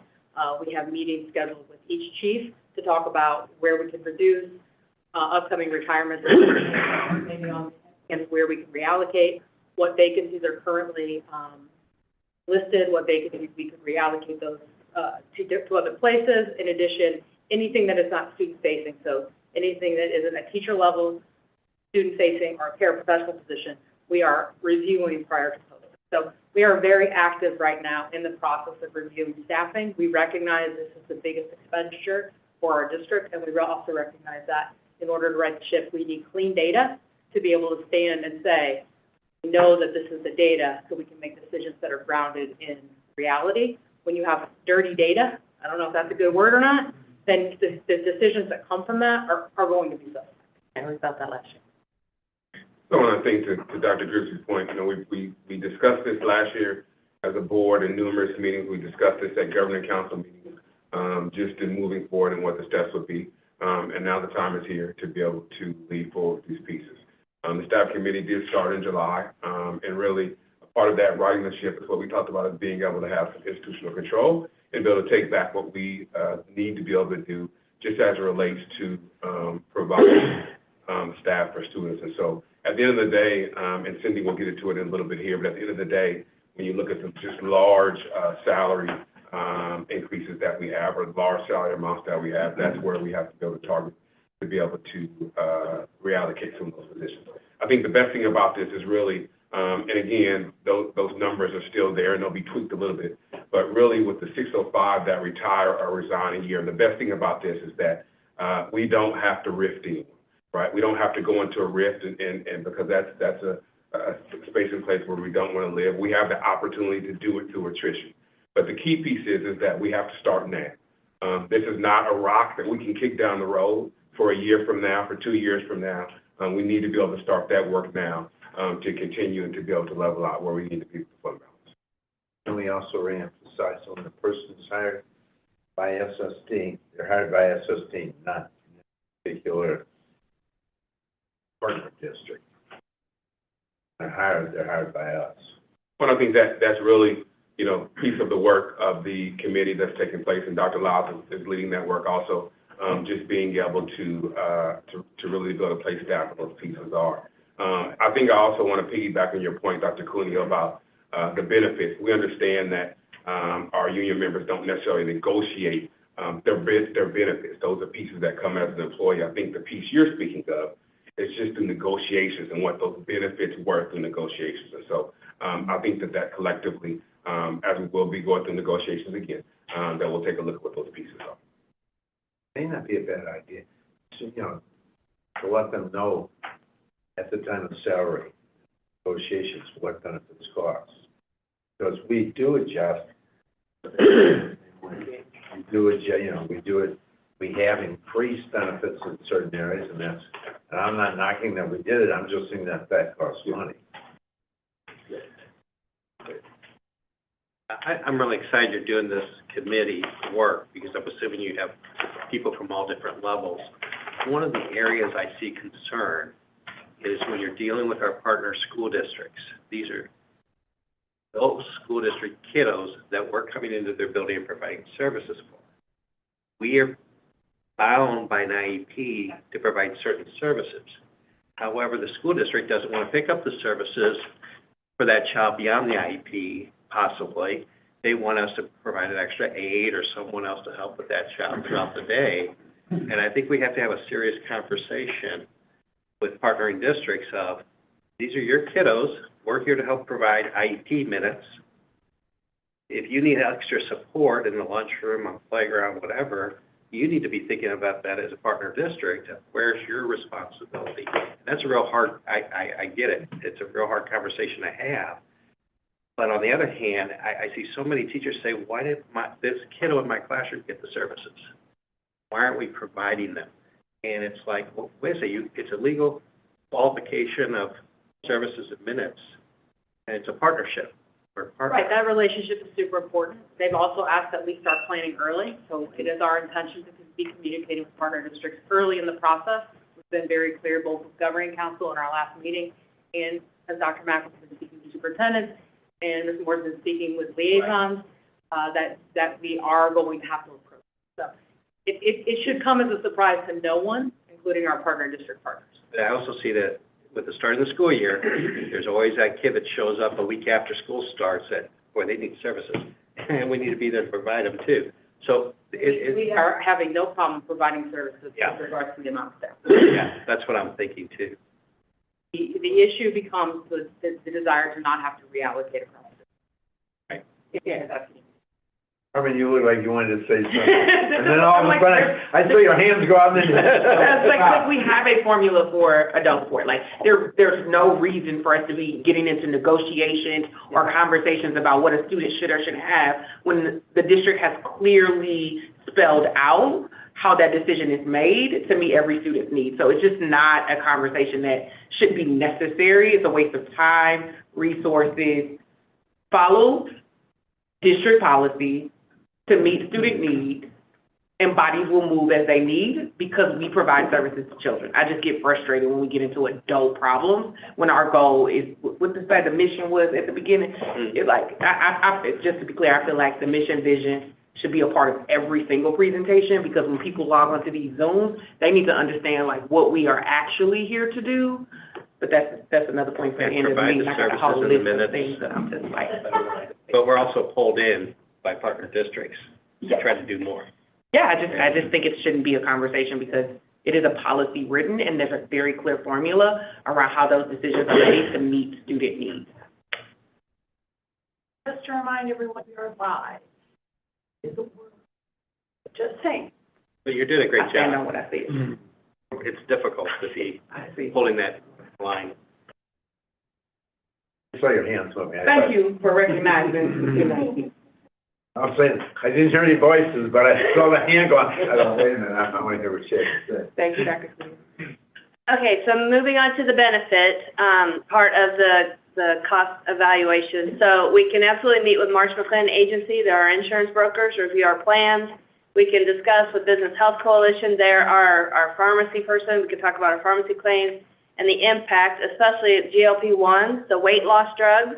A lot of districts are covering those, and they are very, very expensive. So just reevaluating what we do, what we can do, what we should be doing, and keeping that at the forefront of our mind, as well as reviewing options for future plans. So those are things we can do on the benefit realm.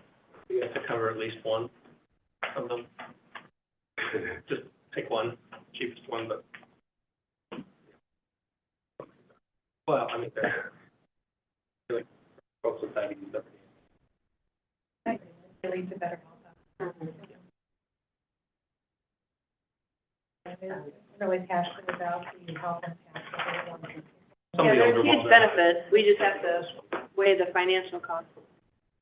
So purchase services, so I wanted to put this up there because I think this is a huge indicator of where we can try to reduce costs for fiscal year 2025. So the numbers you see up there are fiscal year 24 expenses based on the report that was ran at the time for this presentation.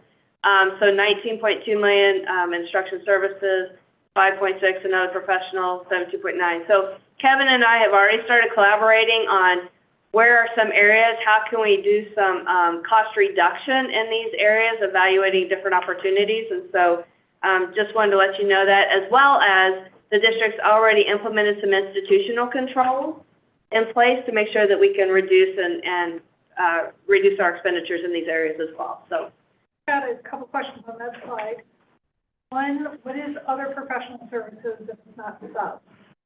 So it still may be a sub, but it might be an SLP sub, or it might be a nurse sub. So there are other service agencies that we're contracting with to provide services for students, but it may not be a substitute teacher or substitute para through Kelly Services. That's the bulk of that other professional services. And transportation, is this all the cabs? So the 17.9 is everything contracted transportation. So that is North Bus Garage with Student Transportation of America. That's about 11 million of that. Then that's everything that we do with cabs, Zip Care, EMT, those third parties.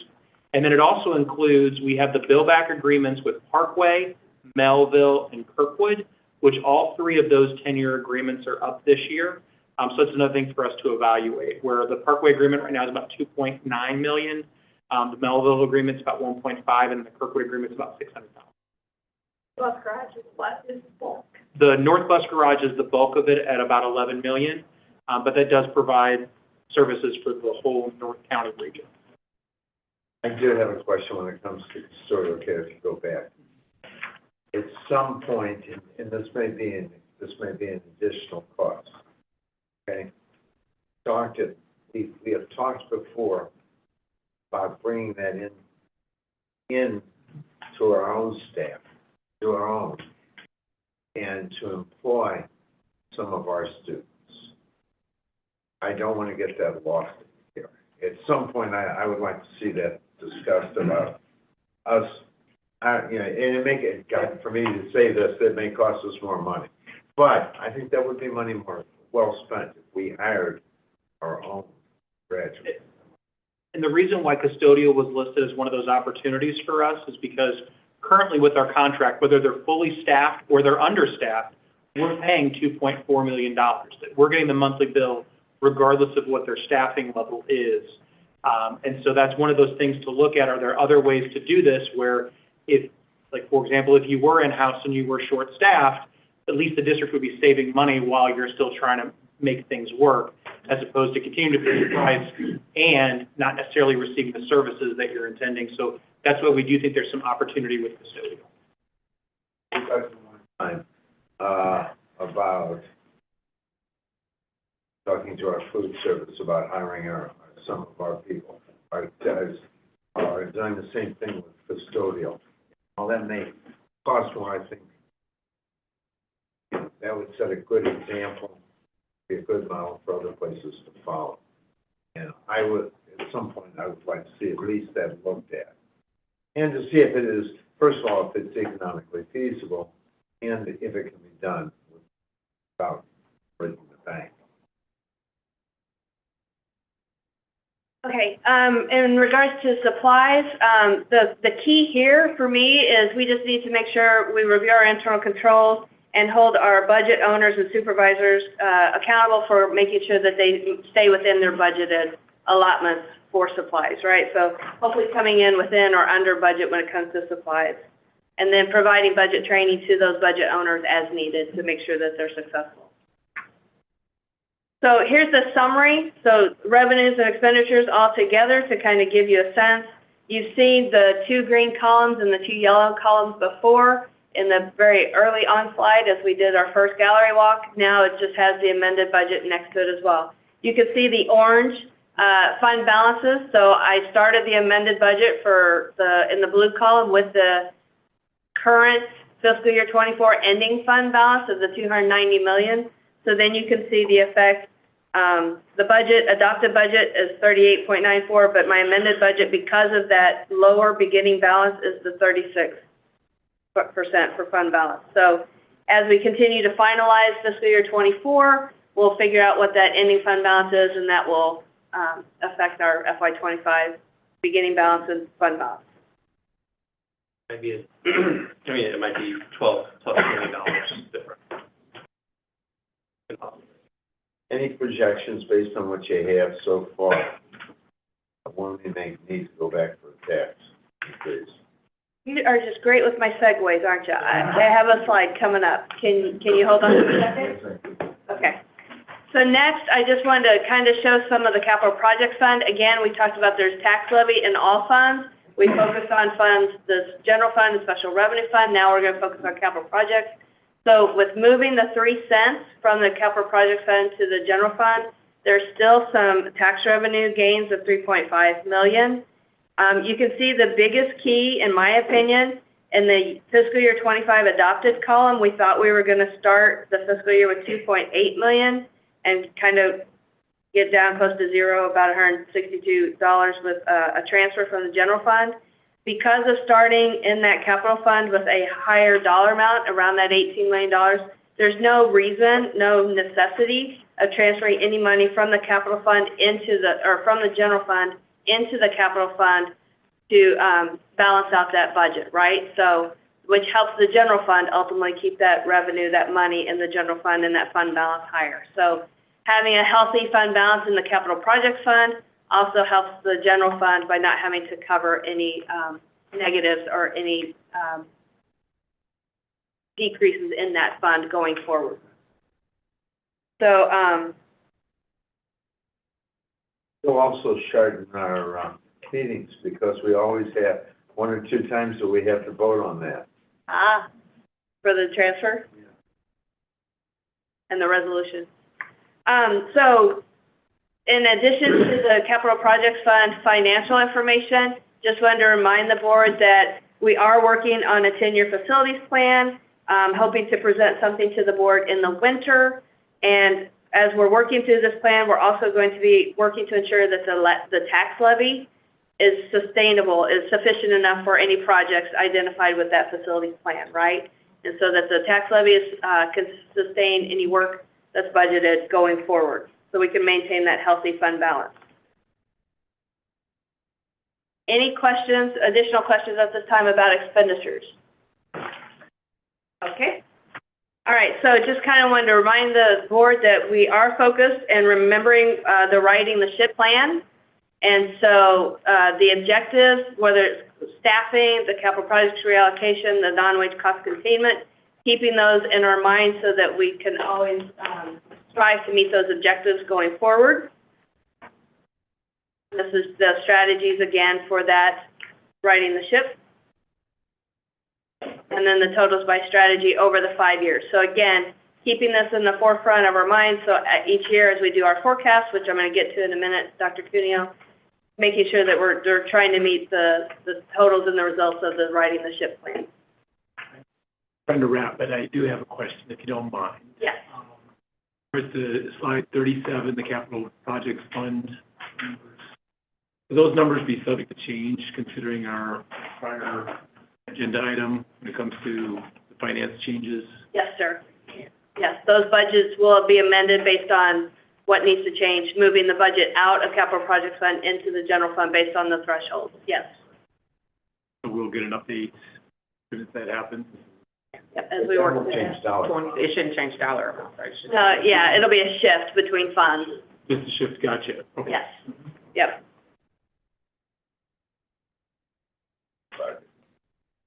Okay, so forecasting. So now let's kind of look at the forecasting that I put together. So here's the assumptions that the forecasting was done on. So revenue year increases around 4%, non-reassessment increases 1%. State revenues, 1% increases. However, the General Assembly, there's a lot of uncertainty because the General Assembly passed Senate Bill 727 this last year with a lot of unfunded mandates, and so we don't really know the impact of what that's going to have at the state level and state funds. So 1% increases over state revenues, just hoping that things will be better over time. Salary decreases 5% year over year for the first 2 years and 2.5% after that, and we'll show you the results of those calculations. Benefits, 1% increases year over year. It's challenging to forecast benefits because of the increasing costs of claims and healthcare costs, right? The GLP-1s and all the coverages and stuff, so that's a little challenging. But so we did 1%, and then purchase services 2% increases year over year, and supplies 1% year over year. So with that going forward is our last gallery walk. So this is the forecasting. The forecasting of what it would currently look like for general and special revenue fund. So I did 5 years, with the understanding that the board wanted 3 to 5 years of forecasting. So you can see the additional 5 years based on the assumptions that we just covered on the slide. And so the target was to try to maintain a fund balance around 30%. And so in order to do that, years 1 and 2, so 25, 26, and 26, 27, needed a 5% decrease in salaries, which is about $20 million in salary decreases to stay around that 30% fund balance. So that's something that we'll be targeting and looking at as we talk about our staffing decisions as well. And so just something to digest. Assumptions can change, actuals can change, coming in under budget. All these things impact what the forecasts look like. But we can absolutely bring this forecast back to the board on a regular basis for you to digest, for us to update assumptions, all that kind of information. But hoping that this might satisfy the board going forward so that this could be a schedule that we make a regular schedule looking at for forecasting and staying on top of things. Have we ever had in the past salaries go down for 5 years, every year? So this is a targeted strategy to reduce our salaries. So remember, back in 22-23, our salaries were $319 million, and we went up to $371 million. That increase of over 50, right? And so we need to start getting back down to an affordable salary. That's a decrease in staff is what you're talking Right. about. Yeah. Not a decrease in. Yes. I'm sorry, yeah, The number is not the dollar amount. correct, yes. Which also means you're going to need to have a greater attrition because the salaries will go up. Yeah. Correct. That's correct. Well, and that's why, one of the pieces that she spoke to is really bringing it back to the board and really being able to delve into what the negotiations will be for this year, because you have to equate that into the benefit, salaries cost, just as you're moving forward, right? And so all those pieces are proactive in being able to delve into that now, so we know what those numbers look like as we move forward. And I really, I hope you're correct on 1% increase in benefits. I think that's really optimistic. Well, so keep in mind, if salaries decrease, Oh, okay. benefits are tied to people too, right? So in reducing staff numbers, I can only Right? see benefits increasing. But Agreed. the amount would go down if you have fewer people. exactly, yes, sir. Yeah, for your people, Now for that your makes claims, et cetera. Okay. Okay. Results of riding the ship. So I just want to put this graphic in there to kind of show the current path had us going on a downward trend for our fund balance percentage. but based on the forecasting slide we just looked at, trying to maintain around that 30%, this would be the graphic. So I just want to include this as well. And then just for the education of the board, this is the fund balance percentage calculation. And so I just wanted to kind of let you guys know that we take the general fund balance plus the special revenue fund balance. We divide that by the total of the general fund total expenditures and the special revenue fund total expenditures to determine that fund balance percentage, right? So, and I do want to say this, I know I'm trying to be fast, but it's important to realize the fund balance should not be seen as a savings account, right? But more importantly, I try to correlate it as a checkbook balance, right? So my analogy I like to share with people is, let's say you get paid the first of the month, right? You pay monthly, you get paid the first of the month. If you're good with your money, right, you're going to pay all your bills at the first of the month after you get paid, so you know what you truly have left to spend for the rest of the month, what your discretionary funds are. This is, a fund balance is a similar analogy to that, right? At June 30th, that's our balance. It's got to carry us through to December till we start getting our tax revenues. So that's kind of our discretionary fund, right? We need that it's not a savings account, it's a checkbook balance. We know money's going to come out of that until we get that next paycheck, that next revenue, right? So I like to correlate fund balance as a checkbook balance, just helping you look at it in a different way. Okay, so DESE has a fund balance analysis. This is a calculation, this is all the fine print and the data and the numbers, but it's based off the fiscal year 22-23 annual Secretary of the Board report, right? So it's what's completed. Once we get the 23-24 done, we can do a new analysis and see what that tells us. But this is the data that's going to be used on this slide, which is the actual calculation. So what DESE has us do in this tool is we start with zero. We say that July 1, we have zero money in the bank. And then we go through the revenues, the expenditures, the transfers, and everything. And what it does is as you get through November and December before January revenues, it tells you what your truest, lowest negative balance is. What that lowest negative balance is, that's what you should have on July 1 as your starting point, right? That's your checkbook balance. And so then we do the calculation. And so the 497, which is in handwritten because I had to do it by hand, but the 497, that's the expenditures you'll see on the FY23 slides when we talked about expenditures. So this calculation shows that our district, based on the 22-23 ASBR, should have around 30% fund balance, right? So we can do this calculation annually. We can bring it back. That percentage might change. 497 is not our expenditures, right? We're around 590 to 600. So that means we should have a higher percentage fund balance, as we noted on the forecasting slides previously. So again, we can redo this calculation after each ASBR, update the board on what that percentage looks like, and then kind of have that as our target for our percentage fund balance, rather than saying we have to have 30 or we have to have 35 or we have to have 40. It could fluctuate depending on what's happening. But I think this is a great tool, kind of helps us educate, and it helps us really look at what our fund balance should be. Every district's different. And then finally, this is the tentative budget timeline for fiscal year 26 budgeting, just to kind of give the board an idea of when things will be happening between October and June for board approval. I just asked the board to keep in mind that the General Assembly does not finalize their budget until the second Friday of May, right? So we won't know what the governor's recommendations are, what the legislature's going to fund, unfunded mandates, what bills they passed, et cetera, until that May session. So just keep that in mind as we go forward. And then finally, do you have any additional questions for me? That's it. That's all I got.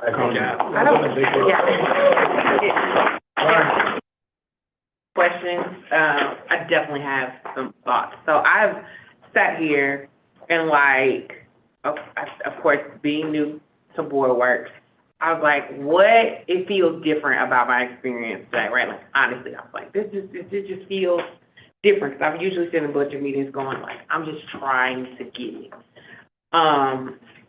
And I think that, so I wrote down some things. I'm like, what is it? Like, one, I think I felt safe in this space today, and I think part of feeling safe is that, like, being new, like, I felt good about asking questions. And what made me feel safe is the gallery walk. And so at first I was a little bit nervous. I was like asking my questions. I don't know if what questions I should be asking.